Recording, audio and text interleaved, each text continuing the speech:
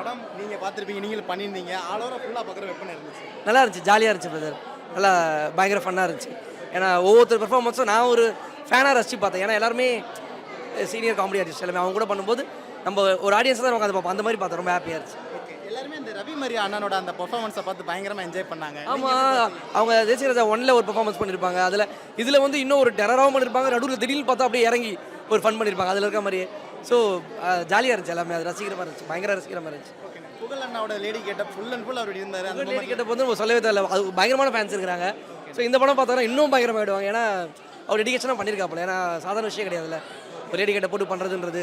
படம் ஃபுல்லாக அதே கெட்டப்பில் இருக்கணும், வாய்ஸ் அங்கேயே கொடுக்கணும், டப்பிங்லேயே கொடுக்கணும். இங்கே வரும்போதெல்லாம் வந்து பயங்கரமான கிளாப்ஸு. இன்னும் குழந்தைங்களாம் வந்து பார்த்தா பயங்கரமாக ரசிப்பாங்க, பெரியவங்க வரைக்கும் எல்லாருமே ரசிப்பாங்க. அந்த மாதிரி ஒரு பெர்ஃபார்மன்ஸ் தான் புகழுது. ஹானஸ்டாக ஒரு விஷயம் கேட்குறேன், இந்த படத்தில் என்னென்ன சொல்ல வராங்க? படத்தில் என்ன சொல்கிறோன்னா, எதுவுமே யோசிக்காதீங்க, வந்து ஒரு 2 ஹவர் படத்தை பார்க்க ஜாலியாக இருங்க. பெருசாக இது அது இதுன்னு எதுவுமே யோசிச்சுட்டு வர தேவையில்ல. நம்மளை நேரம் வந்து உட்காடுறோம், ஒரு 2 ஹவர்ஸ் பார்க்குறோம், என்ஜாய் பண்ணுறோமா போகலாம், அந்த மாதிரி ஒரு